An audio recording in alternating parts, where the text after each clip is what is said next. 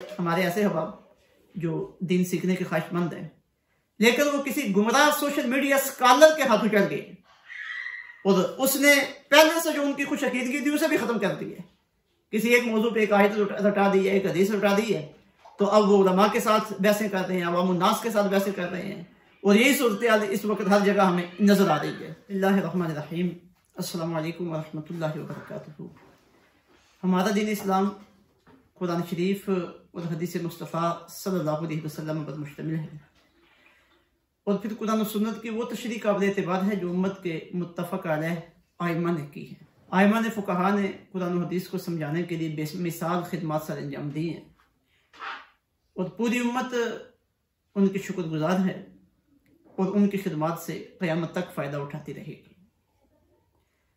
कुरान मजीद और हदीस तजबात से लेने का तरीक़ाकार ये है, मौजू पर मौजूद हर हदीस और हर आयत को अलग अलग से समझा जाए, क्योंकि एक मसले के मुख्तलिफ जुज़ियात के मुतल्लिक़ अलग अलग कुरानी आयत और हदीस मौजूद होती है। उम्मत में इब्तदाई दौर में जो फ़िरके पैदा हुए उनमें एक बड़ा नाम खारिजियों का है, क्योंकि ये फ़िरका हुज़ूर रहमत दो आलम सल्लल्लाहु अलैहि वसल्लम के सहाबा किराम अलैहिम रिज़वान के दौर में पैदा हो चुका था, और इनकी जो बहसें थी और इनके जो इख्तिलाफ़ात थे वो रसूलुल्लाह सल्लल्लाहु अलैहि वसल्लम के सहाबा के साथ हुए थे। तो इस वजह से हदीस तजबात की किताबों में तफसील के साथ इस फ़िरके का और इसके नुमाइंदगान का और उनके नज़रियात का जिक्र मिलता है। उस फ़िरके का जो तरीक़ा वारदात था वो भी यही था कि किसी मौजू के, किसी मसले के एक पहलू पर कोई आयत और हदीस ले ली और बाकी पहलू का इनकार कर दिया और उम्मत पर फतवेबाजी शुरू कर दी। ये मेरे सामने सही मुस्लिम शरीफ है, इसमें बाब है बाबो इस्बात शफ़ाअत व इखराजिल मुवहिदीन मिनन नार। हुज़ूर रहमत दो आलम सल्लल्लाहु अलैहि वसल्लम की शफ़ाअत का इस्बात और कलमा को लोगों को दोज़ख से निकालने का बयान, तौहीद परस्त लोगों को दोज़ख से निकालने का बयान। इस बाब का मुद्दा ये है कि हुज़ूर रहमत दो आलम सल्लल्लाहु अलैहि वसल्लम के वो उम्मती जो तौहीद पर तो कारबंद थे लेकिन गुनाहों में मुब्तला हो गए, तो कल क़यामत के दिन उनके गुनाहों की सजा उन्हें देने के लिए दोज़ख में डाला जाएगा। वहां वो अपने गुनाहों की सजा पाएंगे। हुज़ूर रहमत दो आलम सल्लल्लाहु अलैहि वसल्लम उनके हक में शफ़ाअत करेंगे।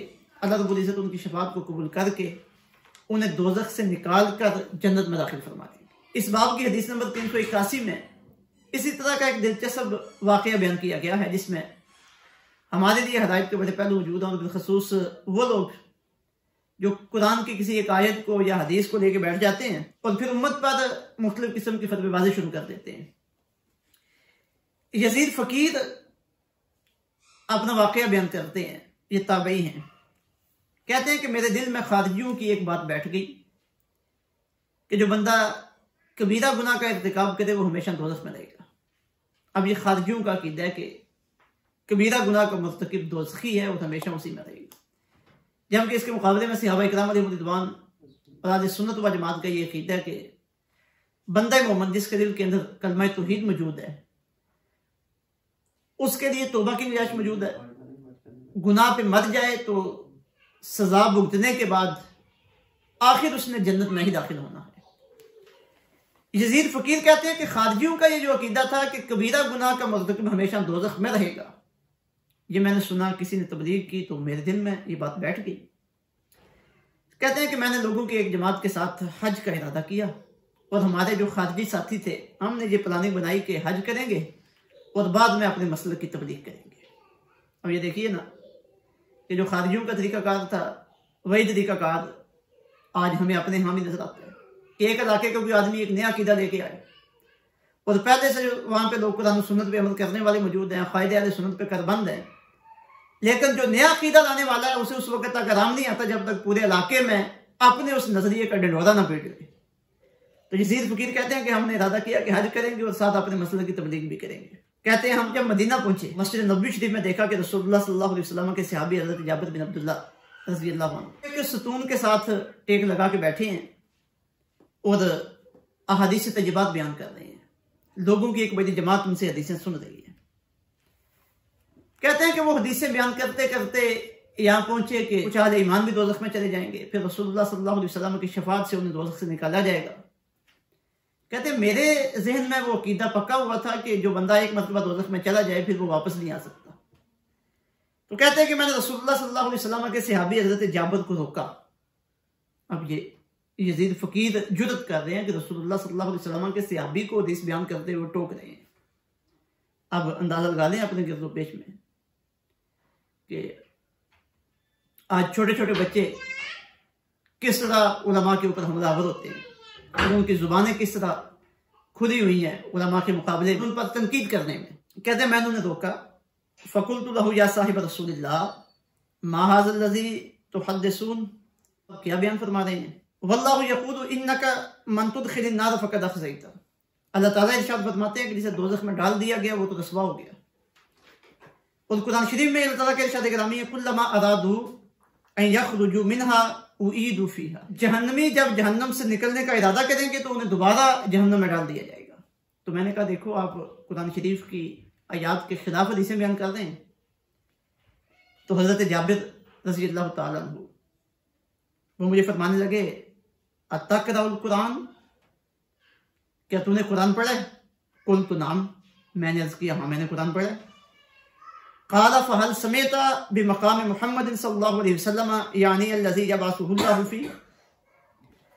तो आप फरमाने लगे कि क्या तूने रसूलुल्लाह सल्लल्लाहु अलैहि वसल्लम के उस मुकाम के बारे में सुना है क़यामत के दिन अल्लाह आपको जिस पे मबूस फरमाएगा, यानी मकाम महमूद? तो मैंने कहा मैंने सुना। तो हज़रत जाबिर ने फरमाया वही मकाम महमूद है और वही वो मुकाम है जहाँ आका अलैहिस्सलातु वस्सलाम सिफारिश करेंगे अहले ईमान की जो अपने गुनाहों की वजह से दोज़ख में जा चुके होंगे और आका अलैहिस्सलातु वस्सलाम की शफाअत से उन्हें दोज़ख से निकाला जाएगा। वो कोयला बन चुके होंगे, जन्नत की नहर में उन्हें गोता दिया जाएगा और वो सफ़ेद कागज़ की तरह हो जाएंगे। फिर उन्होंने पुल सिरात की बातें बयान की और आगे जो क़यामत के हवाले में वो जिक्र करते रहे। कहते हैं कि जब हमने हज़रत जाबिर की बातें सुनी तो हमें बात की समझ आ गई और आपने जो खारजी हमारे साथी थे जिनसे हम मुतासर हुए थे उन पर हमें अफसोस हुआ कि इन्होंने रसूलुल्लाह सल्लल्लाहु अलैहि वसल्लम के सहाबी को हदीस बयान करते हुए टोका है। हालांकि इन्हें खुद नहीं था, इन्होंने एक आयत या दो आयतें रटी हुई थी और रसूलुल्लाह सल्लल्लाहु अलैहि वसल्लम के सहाबी ने उसके मुकाबले में अकीदा शफाअत और अकीदा आखिरत के मुतल्लिक़ सही सूरत हाल को बयान किया। तो कहते हैं कि रसूलुल्लाह सल्लल्लाहु अलैहि वसल्लम के सहाबी की सोहबत की बरकत से और उनकी उस तबलीग की बरकत से सिवाय एक आदमी के हमारे सब खारजी अकायद नजरियात से ताइब हो गए। अब जरा एक नजर डालते हैं इस हदीस की तरफ जो यजीद फकीर ने रवायत की है। खारजियों का तरीका कार कि एक मौजू के किसी एक पहलू पे किसी आयत को या किसी हदीस को रट्टा लगा लिया है, अब उसे सब कुछ समझ लिया है, उसके मुतल्लिक़ कुछ और हदीस भी हैं, कुछ और आयात भी हैं, इसका क्या मतलब है, उनका क्या मतलब है, और सबको मिलाकर मसले की, अकीदे की या अमल की सूरत हाल क्या बनेगी इससे बेखबर है। तो यही सूरत हाल खारजियों की थी। यजीद फकीर जब उनसे मुतासर हुए और रसूलुल्लाह सल्लल्लाहु अलैहि वसल्लम के सहाबी को उन्होंने टोका, जब सहाबी रज़ियल्लाहु अन्हु ने सही सूरत हाल बयान की तो फिर एहसास पैदा हुआ कि यार मेरे पास तो इल्म मुकम्मल नहीं है, मेरे पास तो एक आयत का या दो आयतों का इल्म है, सही सूरत हाल तो रसूलुल्लाह सल्लल्लाहु अलैहि वसल्लम के सहाबी ने बयान की। अब यजीद को जो बात उन्होंने रटाई हुई थी कि जो दोज़ख में चला गया फिर वापस नहीं आ सकेगा, वो थी काफिर बारे में। सहाबी रसूल ने जो आका अलैहिस्सलातु वस्सलाम का मकाम मामूद बयान किया, हुजूर का मकाम शफाअत बयान किया, वो था अहले ईमान के बारे में। अब आका अलैहिस्सलातु वस्सलाम की सिफारिश काफिरों के लिए तो नहीं है, अहले ईमान के लिए है। तो आयात वो भी ठीक थी जो यजीद ने पेश की, लेकिन उनका मफहूम गलत बयान किया। वो आयात काफिरों के लिए थी और यजीद के समझ रहे थे कि ये आयात अहले ईमान के लिए भी है। तो सहाबी रसूल ने बात को वाज़ेह कर दिया। जब बात वाज़ेह होगी तो कहते हैं कि एक आदमी के अलावा बाकी सब लोगों ने खारजी अकायद से तौबा कर लिया। तो आज हमारे ऐसे अहबाब जो दीन सीखने के ख्वाहिशमंद हैं, लेकिन वो किसी गुमराह सोशल मीडिया स्कॉलर के हाथों चढ़ गए और उसने पहले से जो उनकी खुश अकीदगी थी उसे भी खत्म कर दी है। किसी एक मौजू पे एक आयत रटा दी है, एक हदीस रटा दी है, तो अब वो उलमा के साथ बहसें कर रहे हैं, अवाम उन्नास के साथ बहसें कर रहे हैं और यही सूरत हाल इस वक्त हर जगह हमें नजर आ रही है। तो बतौर खास हमारे नौजवान बहुत जल्द इन चीज़ों का शिकार हो जाते हैं। तो इस हदीस में, इस रवायत में उन सब के लिए बड़ा सबक मौजूद है कि जब भी हम कोई अकीदे का इल्म हासिल करें, किसी अमल का इल्म हासिल करें, किसी इबादत के मुताबिक इल्म हासिल करें, तो अलग तमाम आयात और हदीस को अपने पेश नजर रखें और फिर जो जो जिसका मतलब है उसे समझने की कोशिश करें।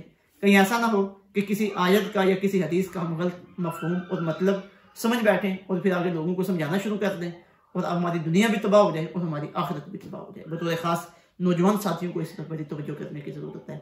दीन समझें, पूरा सीखें, उलमा के पास बैठ के सीखें, इसके लिए मेहनत करें, इसके लिए कोशिश करें।